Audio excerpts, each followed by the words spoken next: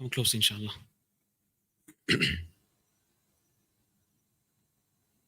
الحمد لله رب العالمين وأفضل الصلاة وأتم التسليم على سيدنا وحبيبنا ومولانا محمد وعلى آله وأصحابه أجمعين. اللهم علمنا ما ينفعنا وانفعنا بما علمتنا وزدنا علما وعملا وفقها في الدين يا رب العالمين، وألحقنا بعبادك الصالحين آمين برحمتك يا أرحم الراحمين.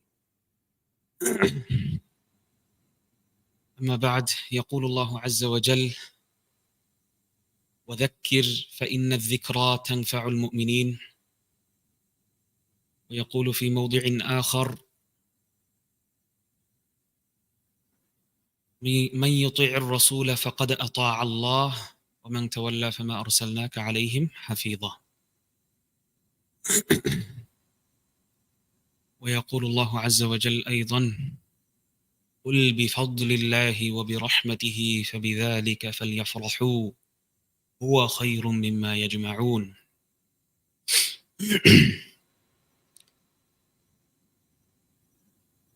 Today, inshallah, I wanted to go through.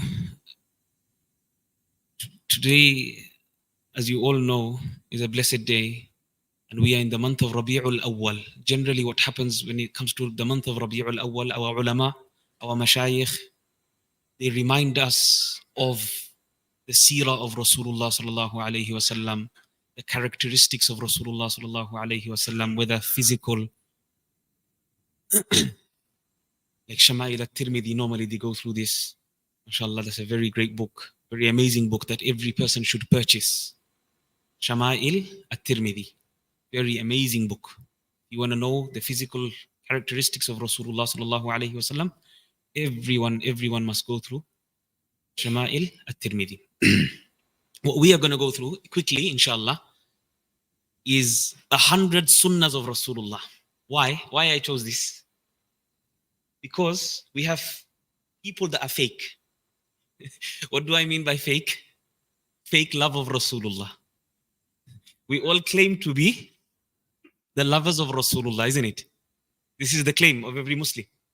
La ilaha illallah Muhammadur Rasul. Qul in kuntum tuhibbuna Allah fattabi'uni. Isn't it? Yuhibbukum Allah yaghfir lakum dhunubakum. Truly, if you love Rasulullah, then what? Follow me. Follow who? Follow Rasulullah. Who is saying? Allah is saying. Isn't it? So, true love of Rasulullah is by following the sunnah of Rasulullah. A person who does not follow Rasulullah's sunnah cannot be a lover of Rasulullah. Is that understood? Cannot be a lover of Rasulullah. He's faking it. He's faking the love. His love is false. This love is not true. Okay? So today we're going to go through, inshallah, quickly, a couple of sunnahs in some things which are absolutely basics. This is a reminder. That's why I mentioned that verse. وَذَكِّرْ فَإِنَّ الذِّكْرَى تَنْفَعُ الْمُؤْمِنِينَ. It's a reminder for you and me. Because these are day-to-day things that we miss out on. Brief habits of Rasulullah that are in the traditions of hadith, in the sahih traditions of hadith, and we are not able to act upon them. Even maktab students in maktab, they are practicing upon them, mashallah. 5-year-old, 6-year-old, 7-year-old, they're learning in maktab and they're practicing it. We are not practicing. We as elders are not practicing. Okay? So this is a reminder for me firstly, and a reminder for the rest of our brothers here, or whoever is listening, from the sisters as well, online. So here the author mentions 21 sunnahs of eating. 21 sunnahs of eating. Everyone eats, isn't it? You have to survive. You have to eat. So, 21 sunnahs of eating. Again, I reminded you why we are going through the sunnahs. If you want to become a true follower of Rasulullah, then you must do the sunnah of Rasulullah. Number 1, we fail big time. To sit on the floor and eat. How many people of us sit on the floor and eat? Big failure in our lives, isn't it? What must we try? At least sometimes, if you can't do all the time because of back pain or something, sometimes you must try your best to sit on the floor and eat. This was the sunnah of Habibullah. This was the sunnah of the most beloved of Allah, Then we have the second one, to spread out a cloth on the floor. This is another great sunnah of Rasulullah sallallahu alaihi wasallam. In Arab countries, they call it sufra. Call it sufra. We in the Indian, Pakistan, Bangladesh subcontinent, we call it dasturkhan, isn't it? This is another great sunnah of Rasulullah sallallahu alaihi wasallam. The third sunnah, it mentions to wash both hands to the wrists. Allahu Akbar. This is so ajib, you know. This is when you find students go in the field of hadith. They have no understanding of what Quran and hadith is. And they don't have any understanding of what wudu is. The literal meaning of wudu is to wash. In the Arabic language, it means to ghasl, just ghasl. Okay? The wudu that we know is to wash the face, the technical wudu. That's the shari'i wudu. Shari'atan, this is the wudu. But literally, the wudu means just to wash. That's it. So now imagine a person reads the hadith. Why I'm mentioning it is because many students, they read the hadith of washing their hands before making wudu, before eating, and making wudu after eating. Now, is he going to think that you're supposed to make wudu, the actual wudu, technical wudu, before eating and after eating? Is this the sunnah of Rasulullah? No. This is not referring to wudu. This is referring to just ghasl of the hand. Washing of the hands. That's it. Both hands up to the wrist. You don't have to do it up to the elbows. Okay? This is the sunnah of Rasulullah before eating and also after eating, as he's going to mention that. Then, after washing your hands are clean now. You know that there's no germs or bacteria or anything left on the hands. You eat with your right hand. This is a very simple hadith. Rasulullah rebuked a young child, young Sahabi. He was most probably eating with his right hand. He most probably said Bismillah already. Okay? But the point of Rasulullah was, eat from the part which is close to you. Now, back in the days, how did they used to eat? Another sunnah of eating. They used to eat in one plate. Everyone used to eat in one plate. Whether we call it thal in Bengali or Urdu or whatever, or the big plates that we have in Hadramaut restaurants, mashallah, the Yemeni restaurants, beautiful. Amazing food. Huh? So the big thals, this is the sunnah of Rasulullah. In fact, Rasulullah had different thals with different names. They used to even call it with different names. Allahu Akbar. Just like he had different names for his donkeys and for his camels and for his, things that were most precious to him. He used to take them very seriously. He used to take them very preciously. So even with the size of the tal, he used to have different names for them. Allahu Akbar. So when eating together with other people, you must eat from your side. You must eat from your side. And I mentioned this in the khutbah or a couple of weeks before, that Abdullah bin Mas'ud, the mufti, the greatest mufti of the Sahaba, one of the greatest mufti of the Sahaba, Abdullah bin Mas'ud, radiyallahu anhu. When he used to eat, he never used to eat alone. This was another practice of Abdullah bin Mas'ud, radiyallahu anhu. And he must have taken this from Rasulullah. Because ultimately they're following who? The sunnah of Habibullah sallallahu alayhi wa sallam, Habibul Mustafa. So we must try our best not to eat by ourselves. Why? Because not that it's not permissible. It's permissible. It's permissible to eat on your own plate. It's completely permissible. There's nothing wrong with that. But it is best to eat with someone else. Even if you're eating snacks, even if you're eating something small, you must try to share. You must try to share. So eating with the right hands and then saying Bismillahi wa ala barakatillah before eating, before putting the first morsel inside your mouth. Okay? Bismillahi wa ala barakatillah. In the name of Allah, with the blessings of Allah. Because sometimes you eat, there's no blessings. You become hungry after 2 hours. You ate to your fill, but after 2 hours, you're hungry again. So there was no blessings. Because why? You most probably forgot to read Bismillah. Bismillah wa ala barakatillah. Allah, give us barakah in our food. We as Muslims believe in barakah in everything. We as Muslims believe in barakah in everything. In your wealth, in your health, in your children, in everything. Everything possible that you can think. We are believers of barakah. We are believers of barakah. The Sahaba, they used to take barakah from what? From the I don't know if I mentioned last week in my Jumu'ah or the week before. One of the female companions used to, when Rasulullah sallallahu alaihi wasallam used to come and sleep in the midday, qaylula, she used to take the sweat drops of Rasulullah in a pot, in a atar pot. You know, atar, perfume jar.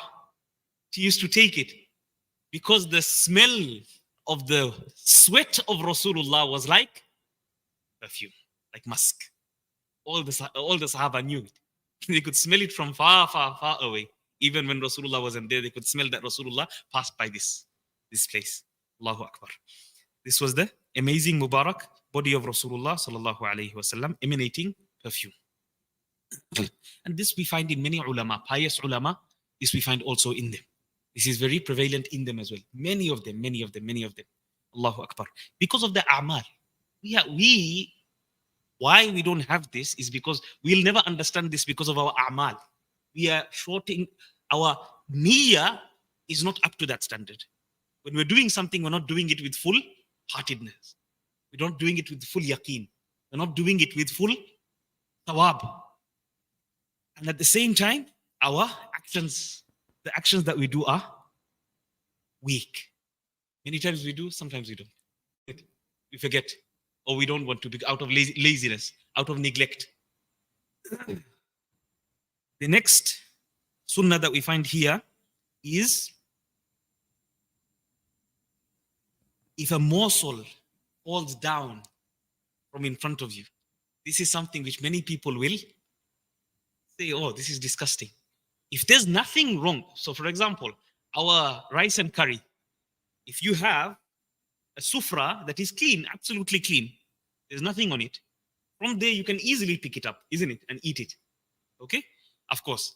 But now if you're doubtful in regards to, especially curry, Bengalis, inna lillahi wa inna ilayhi raji'un, you know, when that falls, imagine it falls on the ground. Now on the ground there's many things. Okay, in that case you clean it. In that case you can't clean it up. But if you can, if it's an item that you can clean off and eat, then you must clean off and eat, because this is the sunnah of Habibul Mustafa sallallahu alaihi wasallam. Another thing, Rasulullah sallallahu alaihi wasallam, when he used to eat, he never ever used to find fault in food. Why? Food is the greatest blessing. Food is the greatest blessing. After water, what do you need? Food, isn't it? After water, for you to survive, you need food. So you must make sure that you make the most of every precious food that you have, and you must not put it to waste.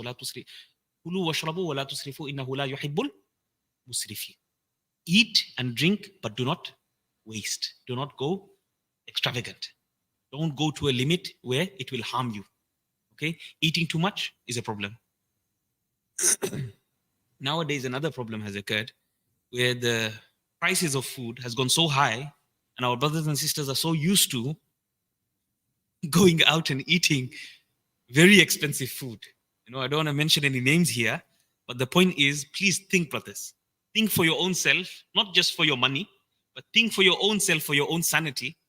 What is the point? Is this food actually worth the price? You know, whether he covers it with some gold or something that they say, what are you going to do eating gold? Did Allah create gold to be eaten? So think, you know, Islam makes you think. Before you do something like that, please think and be sensible. Be a bit sensible when it comes in regards to those things. Another sunnah of Rasulullah is leaning on something and eating. Leaning is against the sunnah. It's against the sunnah. It is not sunnah to lean and eat. Okay? This is the eating of arrogant people. This is the eating of arrogant people when you are leaning on something like a wall or a pillar and you are eating. Okay? This is the eating of arrogant people. This is prohibited in hadith, many hadith in that regard. Finding fault. This is another point that he mentions. finding fault in food. Rasulullah, he never found fault in food. Whenever he liked it, he ate it. This is the riwayah of Aisha in Bukhari. Whenever he liked the food, he ate the food. Whenever maybe it wasn't according to his taste, he would leave the food. He wouldn't find fault inside the food. Okay? Because for you, maybe you like a bit more salt. Maybe you like a bit more lemon. Maybe you like a bit more chili. Isn't it? For the other person, he doesn't like chili. He can't have spices. His stomach goes off. Isn't it?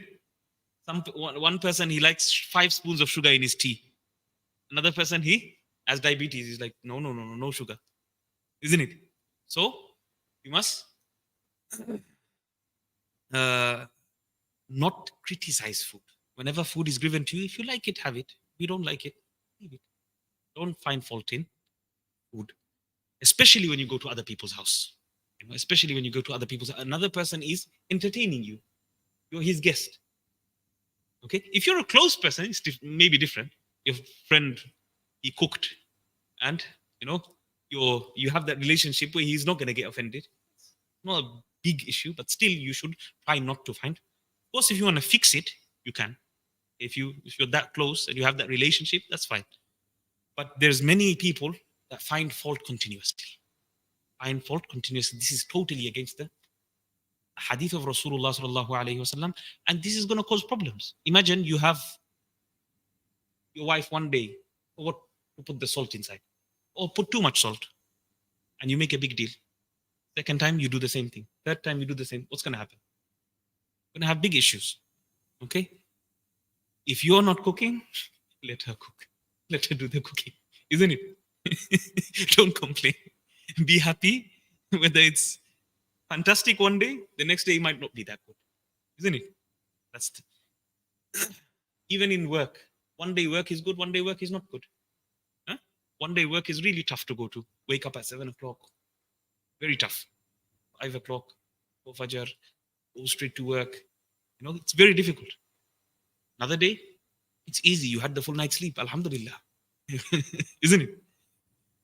So, here, the next point we have, this is another sunnah of Rasulullah sallallahu alaihi wasallam, not to eat with the shoes on, with the sandals on. Okay? You must try your best. Of course, if you're in a situation where it will be awkward, for example, you went into some coffee shop or something. Now you can't take your shoes off there. It's going to cause a problem there, isn't it? Everyone's going to laugh at you. What is this man up to? So not in that case. In the case where you're actually relaxed inside your home, generally speaking, whenever you go to someone's house, you take your shoes off and you go and eat, sit down on the dastarkhan. Alhamdulillah.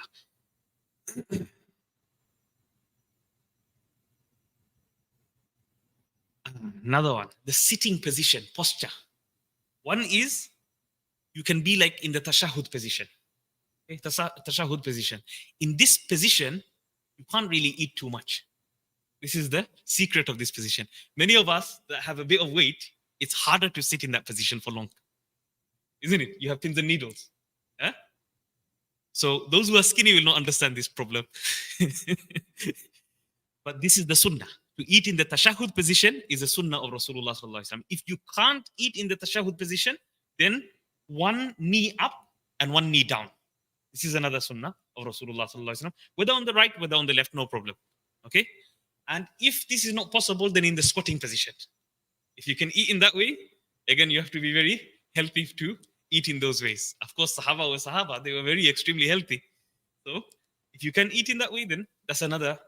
All 3 ways are mentioned in Ahadith, and Rasulullah done all 3 ways. So, whichever one you follow, the best one will be tashahhud. The best is tashahhud. This is the common one that Rasulullah always had.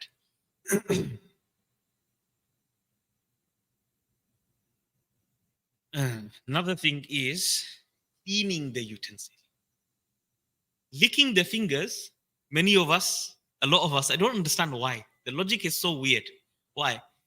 You've been eating with that same hand, isn't it? You've been eating with that same hand. For you to lick the fingers, I found brothers that find it really disgusting. I'm like, you just ate with that same food, the same food that's on your fingers. That's the same food that you ate from the plate. That's the same food that you put inside your mouth. Why do you find it disgusting to eat with what you call lick the fingers after you finish eating? This is the sunnah. This is the sunnah of Rasulullah sallallahu alaihi wasallam. This is a great sunnah that most of us are, unfortunately, not doing properly or missing many times in our lives. Another thing is, I must mention that eating with knives and forks, this is not the sunnah of Rasulullah sallallahu alaihi wasallam. Even medically, scientifically, you find so many things that are found when eating, at the time of eating, that exit at the time of eating with the food. The moment your food touches your fingers, automatically there's enzymes. There's enzymes that are there to digest the food better. Okay? And you also know your hands are washed with a spoon or a knife or a fork that you go to a restaurant and eat. What level of trust can you have that this same thing might have been, this same spoon? How many people have eaten with that same spoon? 500, 600? Do you know what type of saliva they have? Not saying the saliva of a mu'min is not pure. Saliva of a mu'min is pure. But there must be Muslims, non-Muslims, God knows what type of saliva has got on there, and Allah knows how clean this has been cleaned thoroughly. Even with liquid, some of the type of bacteria doesn't go away. Okay? Some of the types of bacteria doesn't go away. So you must be very cautious when it comes to eating in restaurants and all these places that have cutlery. Try to eat with your hands. Even when you go to a wedding, it's not a big deal. It's not a big deal. You're with your brothers that are following the sunnah, your whole table is eating with the hands. No problem. Go and wash your hands.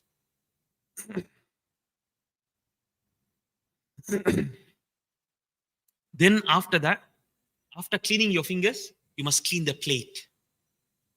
Your side at least. If you're eating together with other people, then at least your side you must clean. And if you're eating alone, you must clean your whole plate. Rasulullah, Aisha radiallahu anha used to say that when after a feast, you can clearly see the part where Rasulullah ate from, because it was clean and shining. It was clean and shining. Allahu Akbar. So this is the amount of, he used to clean with this finger, by the way. Those who want to know the sunnah, is this finger. You clean with this finger. The index finger, the shahud finger. To recite the dua during eating. So Alhamdulillah, Alhamdulillah, Alhamdulillah, after a couple of morsels. First remove the food, then get up. When the dastarkhan is something left there, bones, all those things, you must try to clear that up and then get up. This was also another sunnah of Rasulullah sallallahu alaihi wasallam.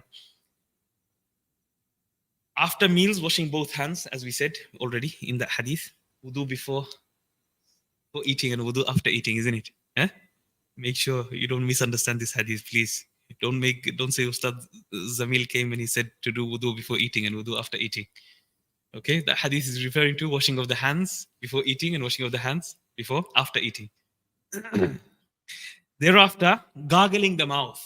Gargling the mouth. This is also another sunnah after eating. Why? Because sometimes the remnants, they're like, for example, you eat meat. Meat is stuck inside between the teeth, isn't it? Or, for example, fattiness. You have a lot of butter or anything fat. The fat stays inside your mouth, especially before salah. You're eating before salah, you must try your best to gargle the mouth and then enter the salah. Unless it's a substance, like for example, if it's drink, then you drink, gulp it down. Because in salah, your salah won't be valid if you have something inside the mouth which is equivalent the size of a pea. Size of a pea, if it's gulped down in salah, during salah, that's inside the mouth, you gulp it down. So all together, if you have small pieces and you gather together and all of them are equivalent to a pea size, then your salah won't be valid. And you gulp it down, of course, it goes through your throat, then your salah will be invalid. Water, any amount of water that goes inside, after you say Allahu Akbar, any amount of water that goes inside, your salah is broken. Okay? Of course, any amount that you can feel. Any amount that you can feel. Anything which is overwhelmed by the saliva is not a problem. Okay?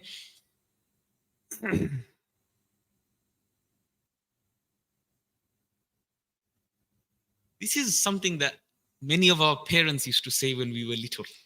Okay? That you must not talk during eating. This is not the Sunnah of Rasul.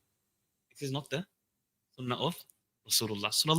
Rasulullah sallallahu alaihi wasallam did speak during eating, but not excessively. Okay? Not excessively. He spoke some, here and there. Not excessively, not too much speaking, and at the same time not remaining absolutely silent, dead silent. Okay? That's also not the Sunnah of Rasulullah. Our mothers and fathers used to do it. Stay quiet, just eat whilst everyone, I think everyone experiences this. To eat with 3 fingers. We forgot this. This he mentioned afterwards. Also, to eat with 3 fingers is sunnah. Now, how are you going to eat rice with 3 fingers? How much food can you put inside? Most of our brothers will fail. I will fail, isn't it? Most of us will fail. So this is why Rasulullah ﷺ used to eat roti, used to eat bread. This was the sunnah of the Sahaba. Generally, they used to eat bread. Whereas if you have nowadays, if you're eating rice, if you can, the best to follow the sunnah, this is the best. Why? Because the amount of food that's going to go inside your mouth, you're going to easily be able to digest that food, and it will go through in a way that you won't have any stomach issues. Okay? So little by little, chew the food. Make sure you chew the food. Also another sunnah of Rasulullah sallallahu alaihi wasallam. This is another thing. We have eating extremely hot food. And not only that, the next one he explains, to blow on the food. To blow on the food is prohibited. Okay? In many ahadith. Many ahadith. Bukhari and Muslim. Riyadus Salihin has all these hadith. Okay? To blow on the food like that, in order for the food to cool down, this is against the sunnah. Why? Because even according to medical science, your germs and bacteria are going onto the food. Even when drinking, you should drink in 3 sips and breathe outside of the utensil, not next to the utensil. Not. This is wrong. This is against the sunnah. All your germs and everything is going inside the water. Okay?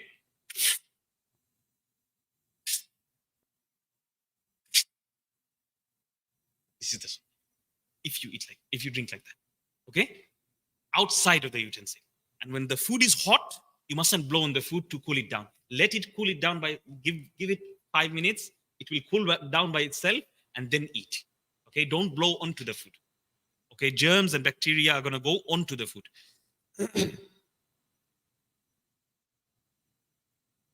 Okay, I think I covered all the 21 points already. Next, we go into drinking. A Muslim should drink with the right hand, just as we spoke about eating. Drink with the right hand. Shaitan drinks with the left hand, just like Shaitan eats with his left hand. Whenever we have children, we should train our children from a young age. Many of them become left-handed.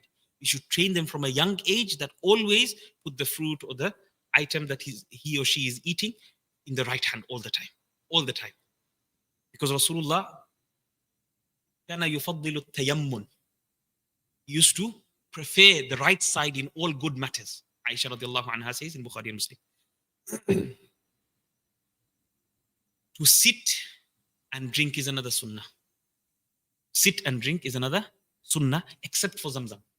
Zamzam, both. We have narrations of Rasulullah standing and drinking Zamzam, as well as Rasulullah sitting and drinking Zamzam. So with Zamzam, it's an exception to the rule. But generally speaking, you should sit down and drink. Why is it prohibited? Even logically, if you think about it, if a person is really thirsty and he's drinking from the bottle like this, when he's standing up, think about the amount of pressure that is going onto his body, okay, and his organs inside. It's going to cause havoc inside the stomach. That amount of water you're not meant to be drinking. Your body's going to be... Hydration is important, but when you're drinking that amount of water, which is excessive, it's going to harm you. Anything which is excessive will harm you. If you are supposed to be drinking 1.5 liters a day or 2 liters a day, and you start drinking 5 liters a day, what's going to happen to your body? Huh? You're going to be losing so many minerals. You're going to become weak. You're going to start feeling dizzy. Electrolytes are going to be flushing out of your system. Okay.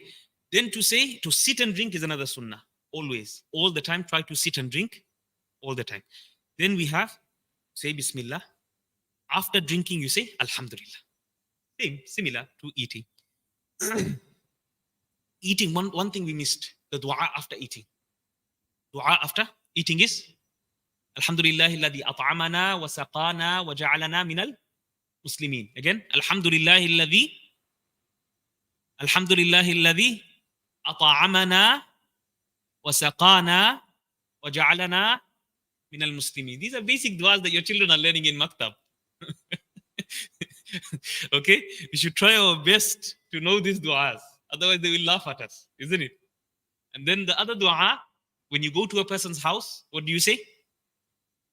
Allahumma at'im man at'amani wasqiman saqani. There's many duas in Tirmidhi, in Targhib wa Tarhib. There's many duas. But this is one of the famous ones. These are one of the famous ones that comes in the Sahih riwayat. So after drinking, we say Alhamdulillah. Before drinking, we say Bismillah. Then to drink in 3 sips, we already spoke about that. Each sip removing away from the utensil, removing away from the bottle or the cup or whatever you're drinking in, the mug. Okay? Okay, this is another one. Do not drink directly from the bottle.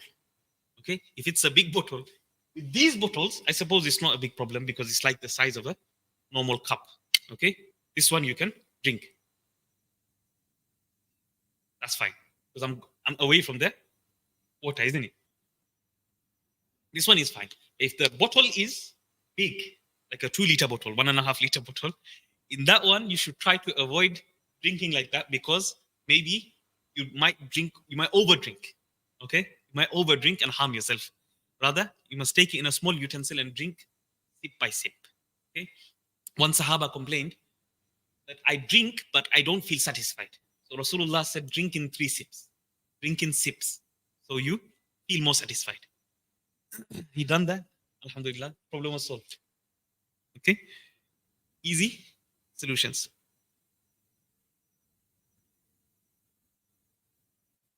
Right. Then we go on to the sunnah of sleeping. Sunnah of sleeping. Before going to sleep, in our madrasa, we used to do Hayatul Sahaba. Hayatul Sahaba.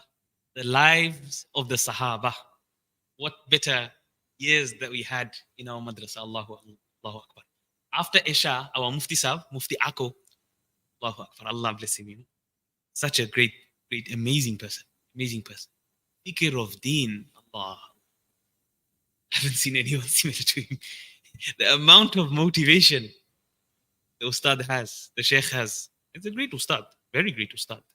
You know, because of his age, maybe we didn't respect him as we supposed to. But for the ilm and for the amal that the Ustad had, Allahu Akbar. Majority of the time he would have a turban on. Why? Because it's the sunnah of my Habibullah.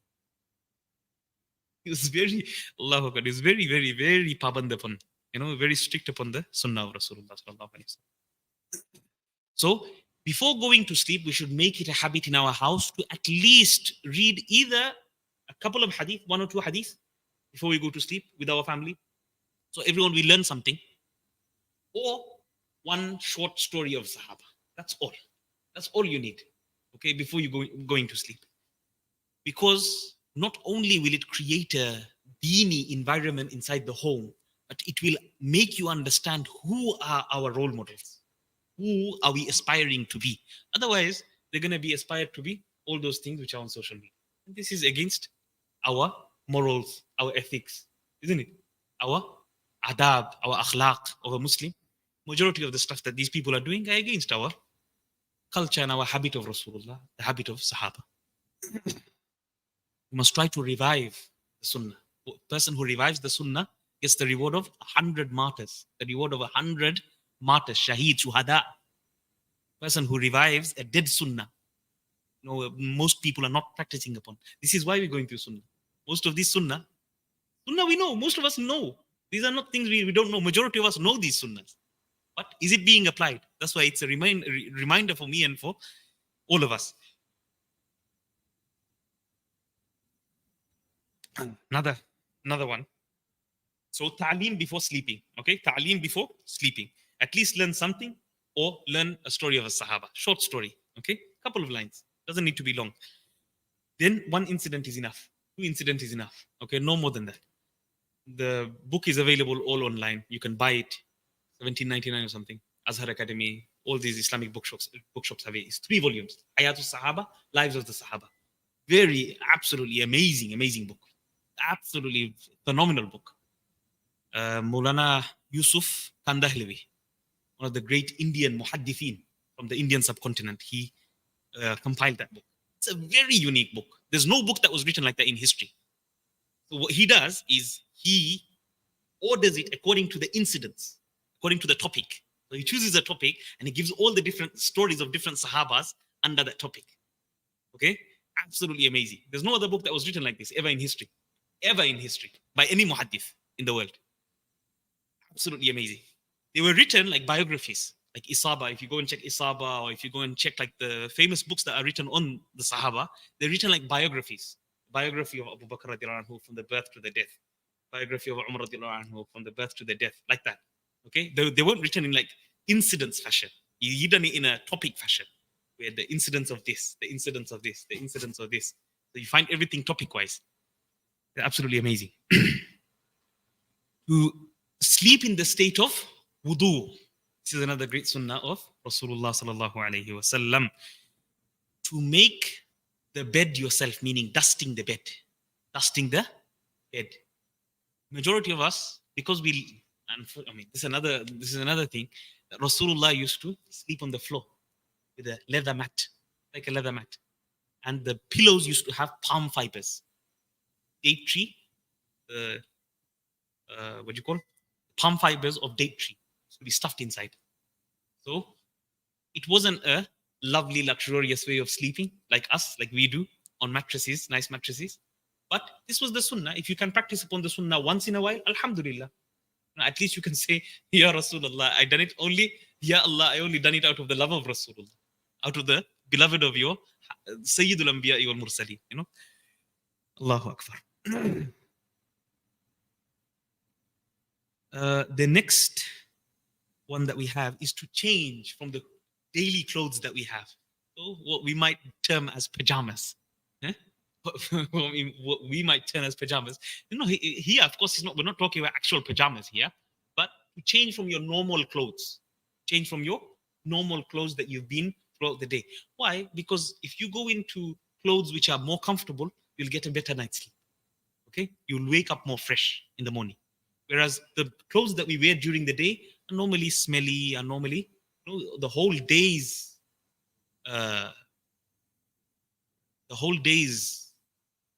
accumulation of dust, accumulation of sweat, everything has gone onto that clothes. So it's better to go sleep fresh.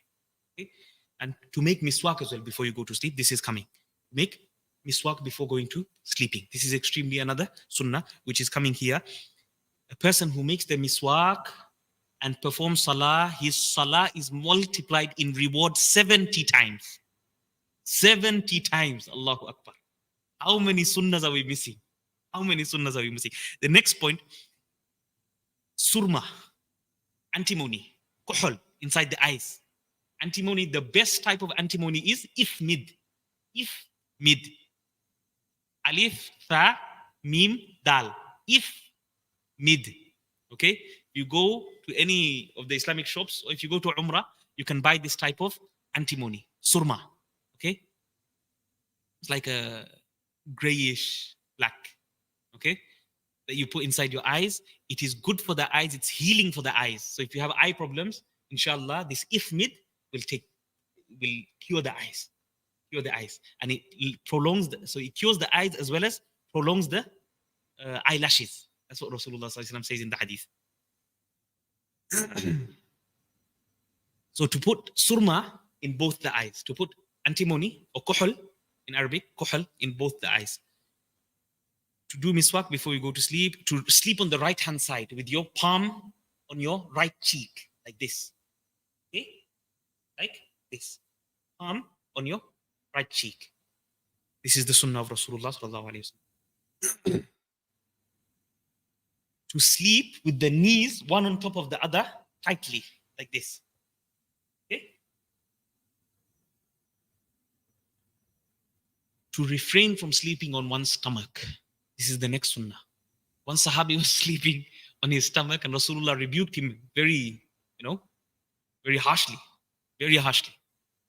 So we must not sleep on we must try our best not to sleep. If in the middle of your sleep you go in that fashion, then it happens. But at least at the time of sleeping, try to sleep on the sunnah fashion, on your right hand side with your right hand on your right cheek, the correct fashion. At least try to sleep on the right fashion.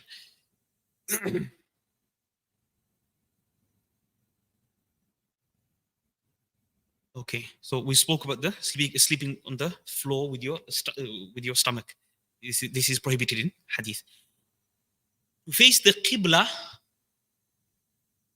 if you have your bed faced in such a way where the bed is like this, so let's say your bed is like this and your face is turning this way towards the qibla, this would be the ideal. Of course, everyone's house may not permit such things, but if you can, at least try to turn towards the qibla, because this is another sunnah of Habibul Mustafa sallallahu alaihi wasallam.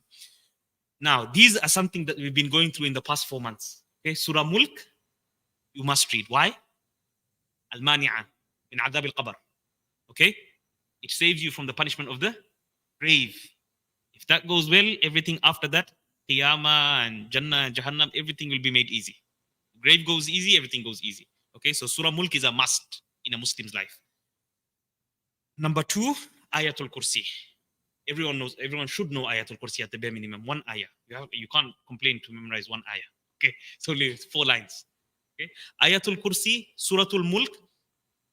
Those who recite Surah Waqi'ah, poverty will never afflict you. You will never be afflicted with poverty. Surah Mulk, Surah Ayatul Kursi, Surah Ikhlas 3 times, Surah Falaq 3 times, Surah Nas 3 times. We said this last week. Okay, 3 times. 3 times. Blow on your, then go over from your head, from your face, and from your whole body. Okay? Twice. Then Tasbih Fatimi. 33 times. Subhanallah, 33 times. Subhanallah, Subhanallah, Subhanallah, Subhanallah. 33 times. Alhamdulillah, Alhamdulillah, Alhamdulillah, Alhamdulillah. 34 times. Allahu Akbar, Allahu Akbar, Allahu Akbar. This is the Tasbih Fatimi. Fatima radiallahu anha used to complain that she was tired. And then Rasulullah gave her the solution. Say these. So when you wake up in the morning, inshallah, you won't feel that tiredness.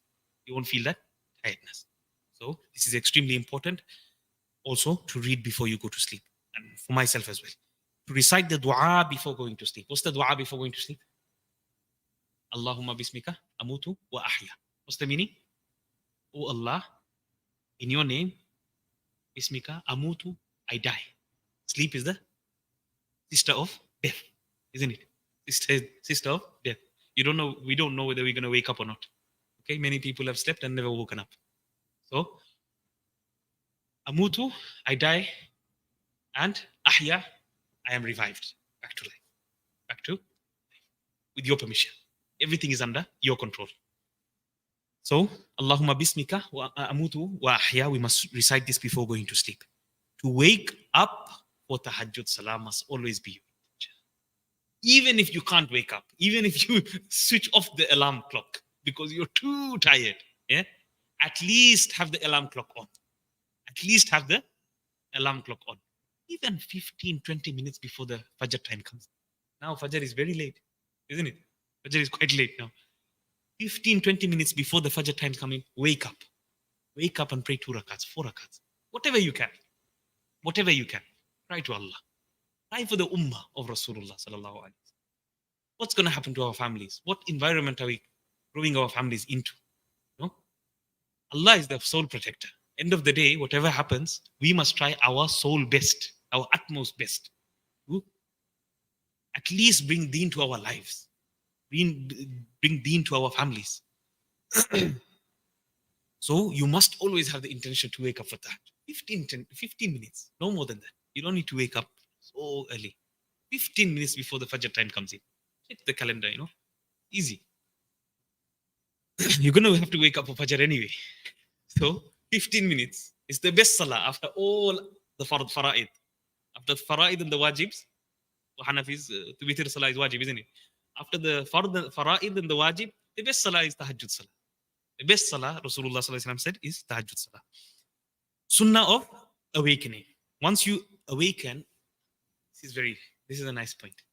Once we awaken, we have normally, what do you call this? Eyebrow gaze. Eyebrow gaze, you mustn't put your fingers inside there. It's gonna harm your eyes. I used to do this before. I only learned afterwards. When I learned this, then I was like, oh, this is the sunnah of Habibullah. You mustn't put your fingers directly inside your eyes. You must do with your palms, like this. Is that understood? You wanna take your bogies out, do this. Okay? You wanna get up from your sleep, do this with your palms. The sunnah. Your palms.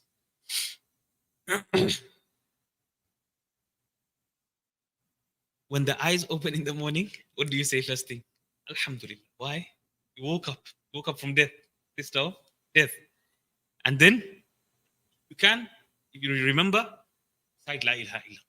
Just like before going to sleep, the last words you keep as La ilaha illallah Muhammadur Rasulullah, as well as when you wake up, Alhamdulillah, the first word, then La ilaha illallah Muhammadur Rasulullah. You renew your kalima. And then you read the dua. What's the dua for waking up? Alhamdulillah alladhi ahyana ba'da ma amatana wa ilayhi nushur. Alhamdulillah, all praise belongs to Allah. Then ahyana, revived us from death. Ahyana ba'da ma amatana, after we were dead. Isn't it? Ba'da ma amatana wa ilayhi nushur, and to him is our return. Who do we belong to? Allah. Inna lillahi wa inna ilayhi raji'un. To Allah we belong, and to Allah subhanahu wa ta'ala we shall return. So, alhamdulillah alladhi ahyana ba'da ma amatana wa ilayhi nushur. Thereafter, miswak again. Rasulullah used to make miswak so often. Whenever he used to come inside the house, he used to make miswak. Before praying, when he's making wudu, he used to make miswak. Before entering the house, he would make miswak again. Okay, before going to sleep, miswak. Waking up, miswak. Okay, miswak must be your weapon. This is your weapon of the believer. And I told you 70 times, we're missing out reward for not doing miswak. Every single salah is multiplied by 70 times. Allahu Akbar. The sunnahs when wearing clothes. Okay, sunnahs when wearing clothes. Rasulullah sallallahu alayhi wasallam used to love white clothes. Some of my ustads, I've never seen him. Wallahi, some of them, I've never seen them wear anything other than white. All their lives, they've been wearing white kurta, white taub. All. The whole 6 years or 5-6 years that I was there in South Africa, some of those ustads, I've never seen them wear another color other than white. Why? This is true hub. This is true love.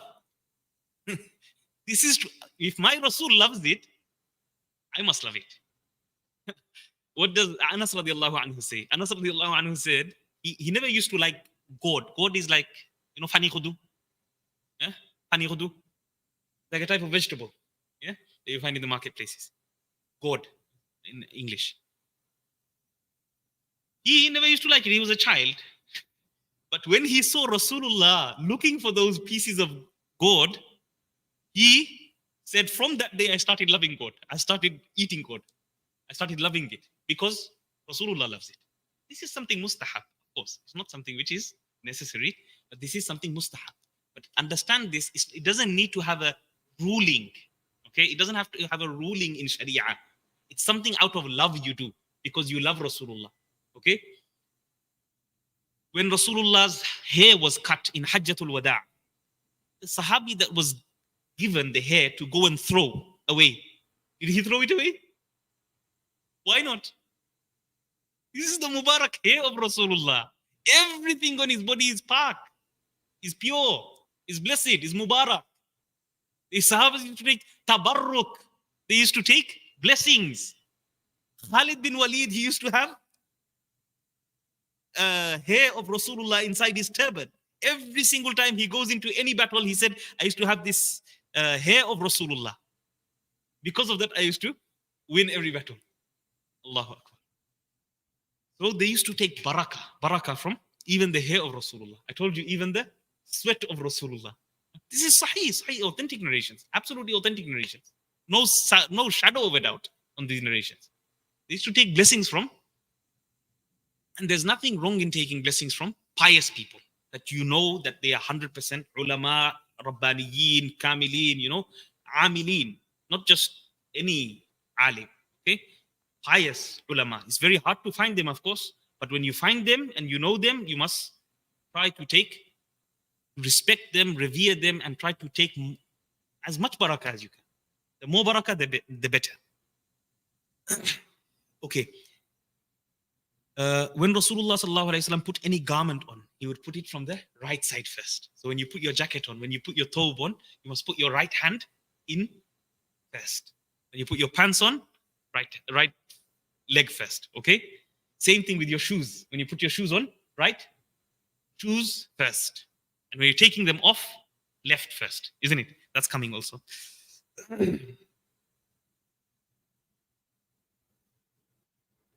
When removing the garment, left first, isn't it? Left first. When you're putting it on, right first. When you're taking it out, left first. Okay? Left arm first, and then the right arm. Make it a habit. If you make it a habit, then you automatically do it. Of course, the intention must also be there. If you want to be rewarded, the intention must always be there. Even subconsciously must be there. And when you're doing it continuously, sometimes you forget that you're doing it out of love of Rasulullah. Yeah, we're doing it out of love of Rasulullah. Then we have this one is a big asfala min al-ka'bayn fa fil nar.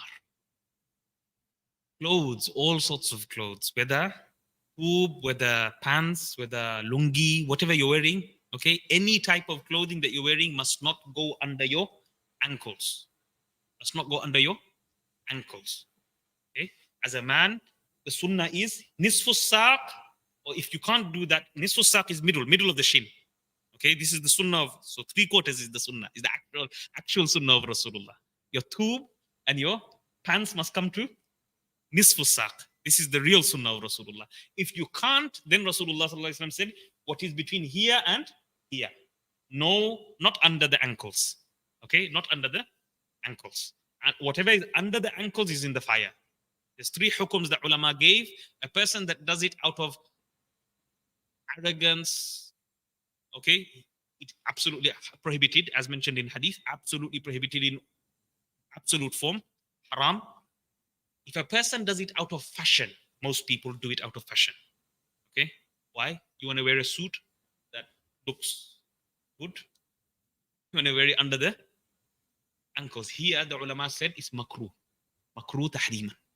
Makruh tahriman. Why? You're going against the hadith which is saying ma asfala min al-ka'bayn fa finnar. Whatever is under the ankles is in the fire. And many hadith don't mention batara, don't mention pride. Many of the hadith in Bukhari and Muslim don't mention pride. Even if you don't do it out of pride and you do it out of fashion because of culture, even then it's makruh tahriman. It's next to haram. It's liked, detested. Okay, be still very careful. And to pray salah like that in that way is even more displeasing to Allah. Okay, you want to please Allah, isn't it? Okay.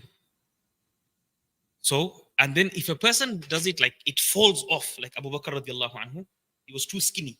So his clothes used to sometimes, he used to have to hold it sometimes. Otherwise, Rasulullah said, you're not part of those who do it out of arrogance. Okay, it accidentally falls because of whatever reason. Your stomach is too big or your stomach is too small.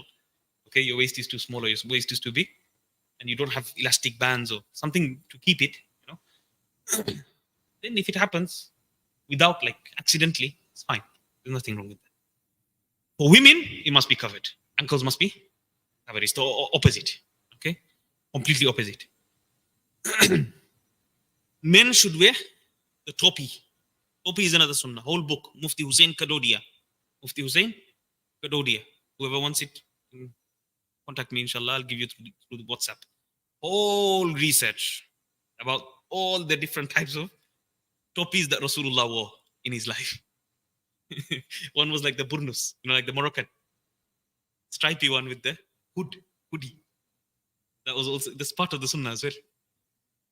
So many types of all the different types of hats that Rasulullah wore. I'll give you like a description. One was like white, was flat on the hat, on the head. He had many different hats. Anyway, that's for another day, inshallah. So men should wear the topi at the bare minimum. So this is bare minimum because Rasulullah wore the topi separately as well, without the turban. He wore just the hat separately. Those are less occasions. The general habit of Rasulullah was turban. Okay? He came in Makkah with a black turban. He came in the Fath Makkah, in Medina, after the Hijrah, with black turban. He went into Fath Makkah with black turban. Okay? Black turban is also the sunnah. The reason why sometimes our ulama, they say not to wear the black turban is because of what's happened nowadays is it's become like a symbol of the Shias.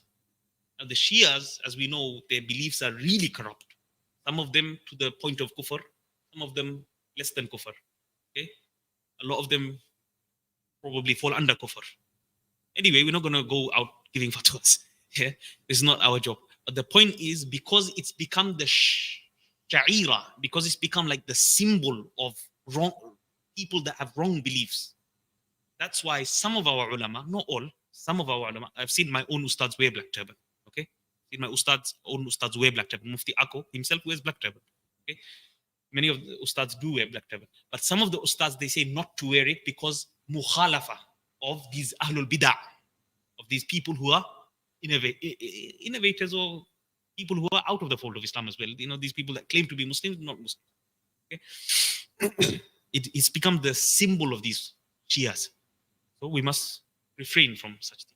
Anyway, if you're doing it out of love of Rasulullah and you're not wearing the way they wear it, it's fine. It's like the hat of Jews. You wear it like this, isn't it? If you wear that one, of course, it's problematic. It's their sha'ira. It's their symbol in their religion. Whereas if you're wearing this, it's completely fine. Or you're wearing some big one, like a tall one, completely fine. There's nothing wrong with that. Okay? Rasulullah had a tall hat as well. Okay? In that book, it comes. The topi of Rasulullah. The headgear of Rasulullah. When wearing shoes, we spoke about this. You put the right feet first and then the left feet. When taking them off, left first and then right. Sunnahs of the toilet. This is something we have to all visit every single day, isn't it? It's necessary, it's compulsory. Just like we have to eat and drink, we also have to go to the toilet. But if we do it according to the sunnah, we're going to get rewarded. We're going to get rewarded for every single sunnah that we do. So, to enter the toilet with the head covered.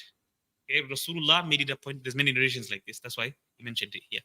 There's many narrations that Rasulullah specifically wore the hat before going into the toilet. And then there's some warning of not wearing the hat, or not wearing something on top of your head when going inside the toilet as well.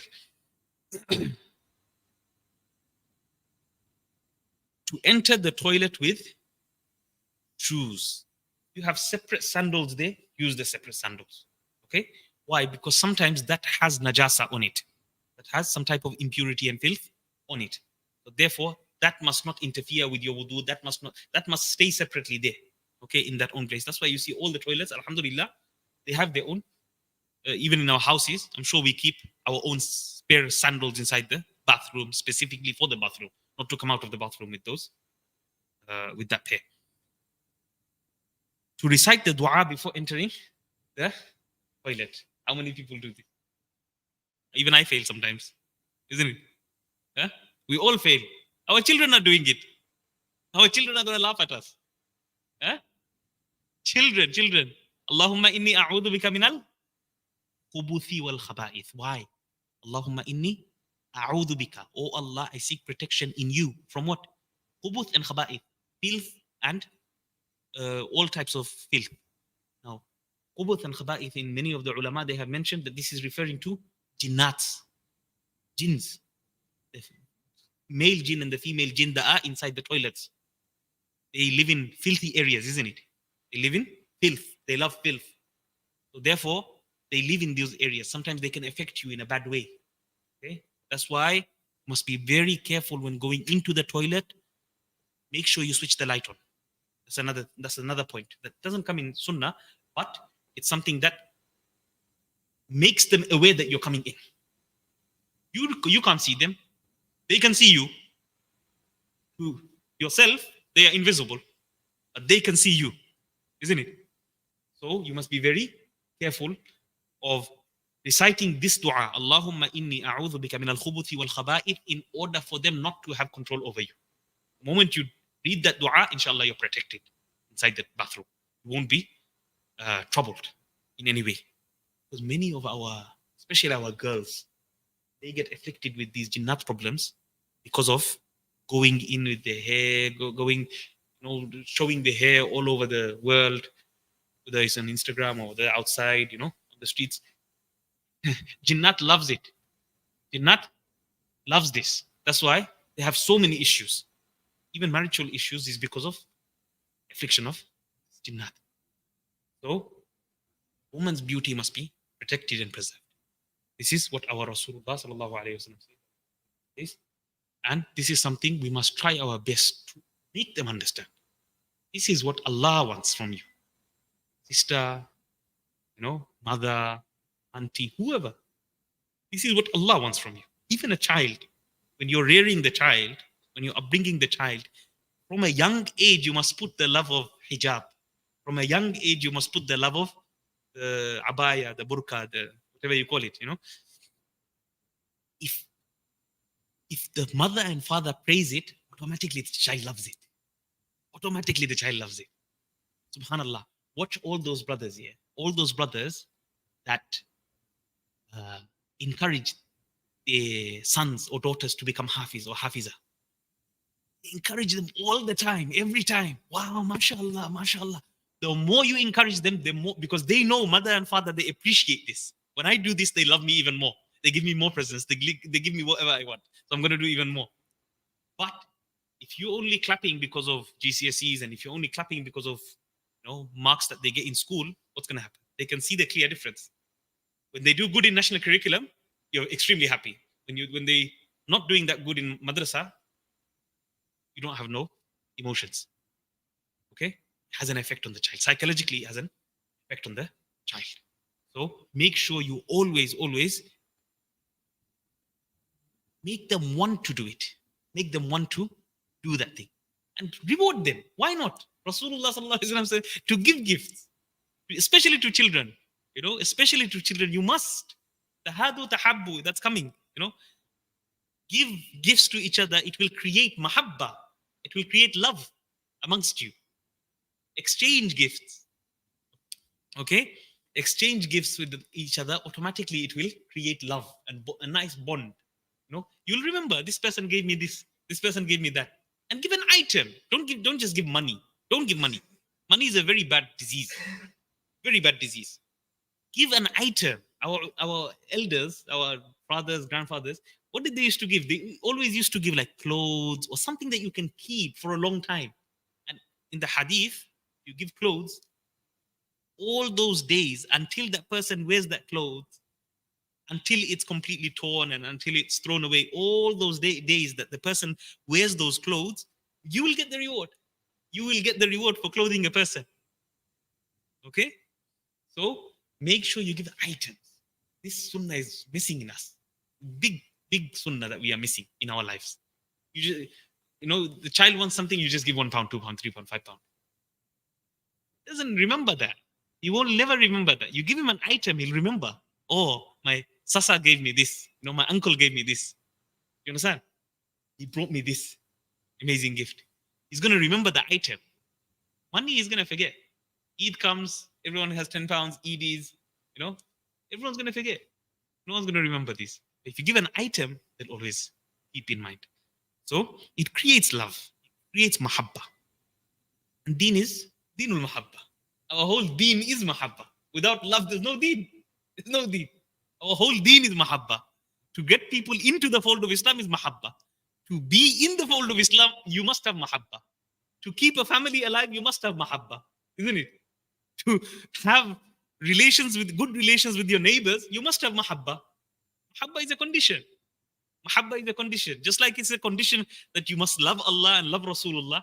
Likewise, mahabba is a condition for your whole deen. Everything in regards to your deen. Love. And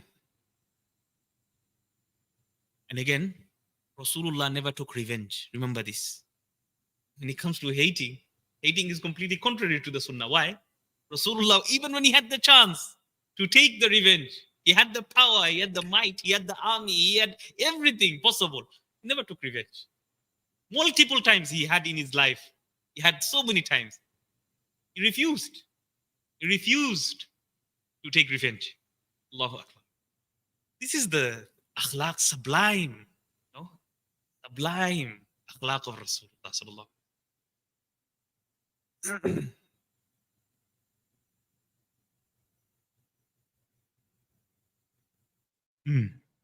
So we go inside the toilet with first we read the dua. Then we go inside with the left foot. Going inside with the left foot. And I told you extra one was switching on the light. Make sure at night, 3 o'clock at night, wake up because you need to go and do number one. Don't just go inside, rushing inside. There might be other jinnat. I told you this, isn't it? There might be other things there that might affect you, especially if you don't read the dua and especially if you don't make them aware that you're coming in. So make sure you switch the light on, make the dua, then go in with your left foot. Next is to sit and urinate. Now, fortunately, because of our health in this country, obesity is extremely high. We're not able to sit down. If we go to Bangladesh, we're going to say, how do you do number one and number two inside there? Low pan. Low pan is the sunnah. Low pan is the sunnah. That's the true sunnah. Sitting down, squatting, and doing number one and number two, isn't it? It's less likely that the splashes of urine will get onto you. Where the one that we sit on, the high pan toilet, everything splats. Many a times you see when you start using the bodna, the urine sometimes comes on you, especially when you're urinating heavily, excessively. The urine sometimes come on you. If the urine splashes come onto you, your salah is valid. Invalid. Invalid. If it's more than a 50p coin, it's invalid. Your salah is invalid. Problematic, highly problematic. Be very careful. So you must make sure that you wash yourself thoroughly. What's the verse of the Quran? Surah At-Tawbah.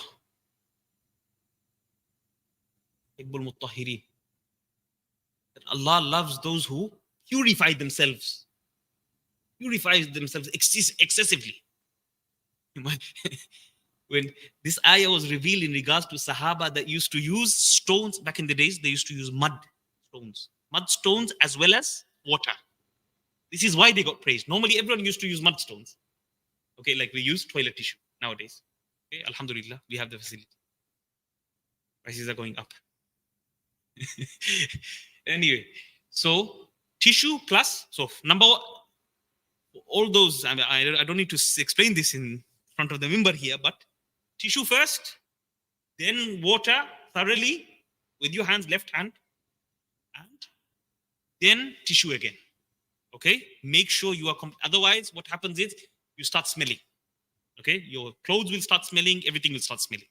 So make sure tissue first, then water properly, thoroughly. Make sure there's no remnants of any splashes on your body. Why? Rasulullah sallallahu alaihi wasallam said, one of the reasons of the adhab of qabr, one of the reasons of the punishment of the grave is because of the splashes of urine, the sprinkles of urine that fall onto you. Okay? I'm not going to go through that hadith now. We'll go through inshallah another time.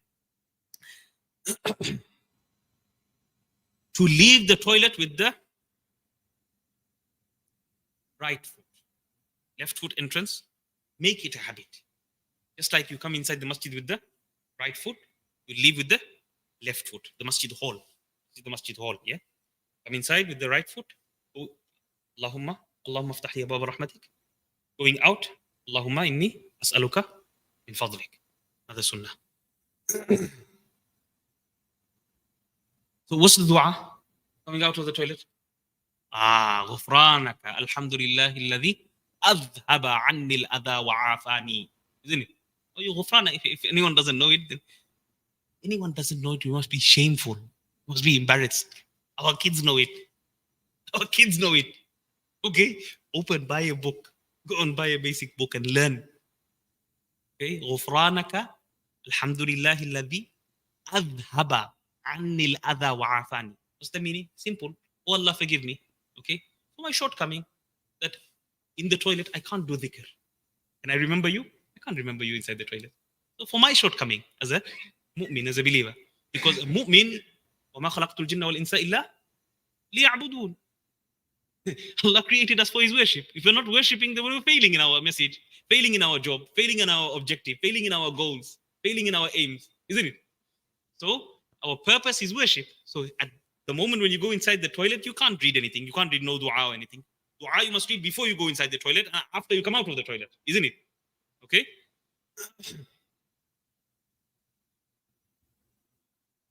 This is, this is another fitna. Allah. So, to recite the dua after coming out of the toilet. This is such a great relief. Allah subhanahu wa ta'ala took away the harm, the poison, the toxic waste that gathers after the food is digested. Look at the human digestive system. Allahu Akbar. How Allah created this body. How Allah created this body. The food goes inside you. All the nutrients that you need go to different places. The body knows exactly where to put all the nutrients. Your muscles, your biceps, your triceps, your shins, your everywhere, all your nutrients that you need, it goes. Yeah? All the stuff that you don't need, all the waste comes out. Allahu Akbar. So, adhaba anil adha, the harmful item, toxicity item that was inside, the poison that was inside my body has been taken out. I've been relieved of such things. Adhaba anil adha wa afani. And Allah subhanahu wa ta'ala has given me great health. Imagine you can't go to the toilet, you die. Within a couple of days, you die.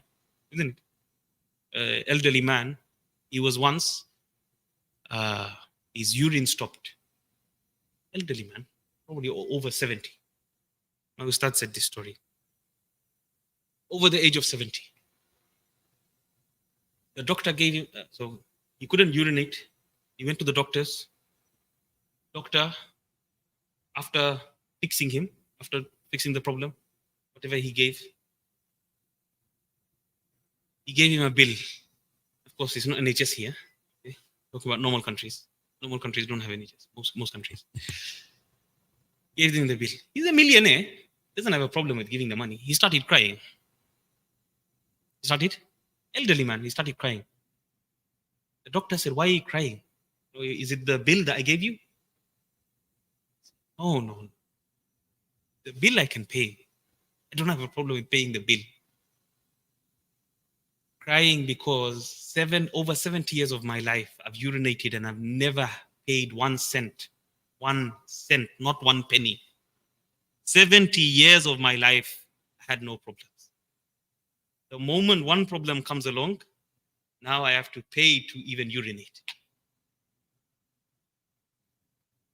So, don't take granted what we have. Don't take granted what we have. Everything is a blessing. Eyes are a blessing, your tongue are a blessing. Everything that Allah subhanahu wa ta'ala has given is a great, great, great blessing of Allah subhanahu wa ta'ala. You must always say Alhamdulillah, Alhamdulillah, Alhamdulillah, all the time. Why do you think Allah commands us to read Alhamdulillah every single time in Salah? Same thing, repeated over and over and over and over again. All the time, every time. Because everything, all praise, all thanks, all gratitude goes to Allah. There's nothing that we even the breathing. Imagine you had to buy oxygen. Half.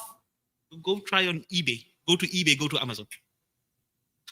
500 ml of oxygen. How much is it? $16.99. 1699, half a liter of oxygen, which is not even not even a minute, less than a minute. How many liters of oxygen we are consuming every single day? Who? We have to understand who we're saying Alhamdulillah. Alami. Okay, who Allah is. Okay, another one is when sitting in the toilet, you mustn't face the Qibla. You mustn't face your front or your back towards the Qibla. Okay? The toilets, like for example, Alhamdulillah, in the Baytul Aman, you can see the toilets are facing this way. So your face is either this way, your face is this way, and your back is this way, isn't it? So your face must not be. If the toilets are built in such a way where the toilets are directly, your back or your front is facing the Qibla, then you must sit like this a bit, just a bit, out of respect of the Qibla, out of respect of the Qibla. Told you Imam Abu Hanifa, out of respect of Hamad bin Sulaiman, his ustad that he accompanied for 18 years until he died, until his ustad died. 18 years, Hamad bin Sulaiman, the ustad of Imam Abu Hanifa, Imam al-A'zam. He never dared to put his legs towards the direction of his ustad's house. His ustad's house was seven rows away from his house, but he never dared to put his feet towards the direction of his ustad's house, leave alone what he revered of Qibla. Okay? Many times we see brothers, they put their feet towards the Qibla. This is great disrespect. فَوَلِّ وَجْهَكَ شَطْرَ الْمَسْجِدِ الْحَرَامِ at the time of Salah. Isn't it? If you're ill, this is different. You're ma'dhur, this is different. You're ill, you can put your feet towards the Qibla, is not a problem. You're lying down and praying, it's not a problem. Okay? That's a complete different mas'ala. But generally, in general, for you to put your feet towards the Qibla, this is great disrespect. Great disrespect. وَمَنْ يُعَظِّمْ شَعَائِرَ اللَّهِ فَإِنَّهَا مِنْ تَقْوَى الْقُلُوبِ. Whoever gives true reverence to the symbols of Allah. Isn't Kaaba the symbol of Allah? Huh? Isn't Makkah the symbol of Allah? One of the symbols of Allah? Whoever reveres these, he only does because of taqwa in his heart. He only does because of his Allah consciousness, out of love of Allah subhanahu wa ta'ala. We already spoke about the splashes of urine and to be mindful and cleansing oneself properly. We already spoke about that, istinja. Okay? We spoke about that very thoroughly. Alhamdulillah. Next one, sunnahs of the home. Sunnahs of the home. To recite the dua when going inside the home. How many people know the dua? Huh? Our kids know it. Allahumma inni as'aluka khayral mawlaji wa khayral makhraji. Bismillahi walajna wa bismillahi kharajna wa ala Allahi rabbina tawakkalna. Learn this. It's shame. Embarrassing. It's embarrassing. We must learn this. If you don't know it, how are your children going to know it? Huh? Please, buy a dua book. So this is the dua when entering the home. If you want barakah, this is the Rasulullah has given you the prescriptions of barakah. You want barakah inside the home. You want peace and tranquility to descend upon. You want the malaika of rahmah, malaika of mercy to go inside the home and bless the home. Then you must do according to the sunnah. When going inside the home, you must read the dua. Then say assalamu alaikum at least. So you know everyone comes in. Okay, this was a great sunnah of my dad as well. He used to say it very loudly whenever he used to come inside the house, even when there's no one home. Because our homes can be inhabited by other things. We spoke about jinnats, isn't it? Huh? So you must make sure to say assalamu alaikum. To inform whether there's anyone at home or not at home. Okay? So the sunnah of Rasulullah sallallahu alaihi wasallam, assalamu alaikum. And then you may cough just to make aware that if there is anyone inside the house that you're here. Even if it's your own house. Even if it's your own house, you come after holiday or something. Even if it's your own house, you must make some sound in order for everyone to know. Of course, after you say Assalamu alaikum, if you know everyone knows that someone is here, then Alhamdulillah, no problem. But if after that, if after saying Assalamu alaikum, you know that they haven't been made aware, because they might be in an inappropriate position. Sometimes they're relaxing, they're at home, you know, whether it's your daughters or whoever. The Assalamu alaikum, better, much better. 10, 20, 30, Rasulullah sallallahu alaihi wasallam said. Assalamu alaikum wa rahmatullahi wa barakatuh. 30 rewards.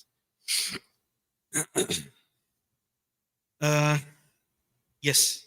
So you must make sure you make them aware. Make the people of the house aware that you are here. Allahu Akbar, Allahu Akbar. Allahu Akbar, Allahu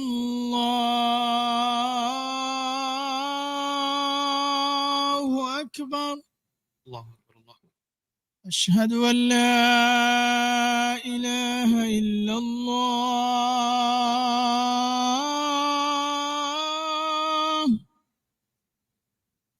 أشهد أن لا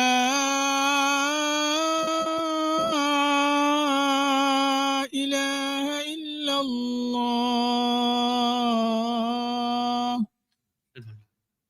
أشهد أن محمدا رسول الله.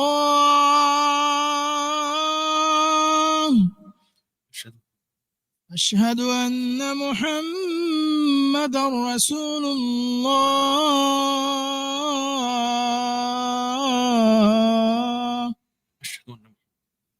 حي على الصلاة.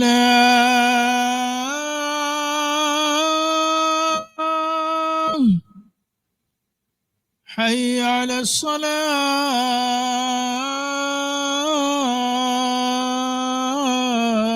الصلاة. حي على الفلاح.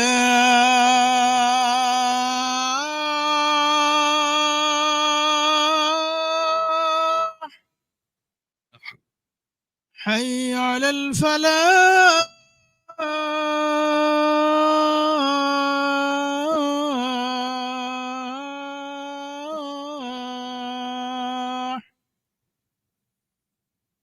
الله أكبر، الله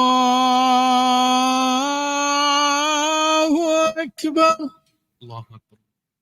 لا إله إلا الله. لا إله إلا الله محمد رسول الله. اللهم رب هذه الدعوة التامة والصلاة القائمة آت محمدا الوسيلة والفضيلة وبعثه مقاما محمودا الذي وعدته إنك لا تخلف الميعاد. جزاكم الله خيرا. We'll end of day inshallah. Continue next week. سبحانك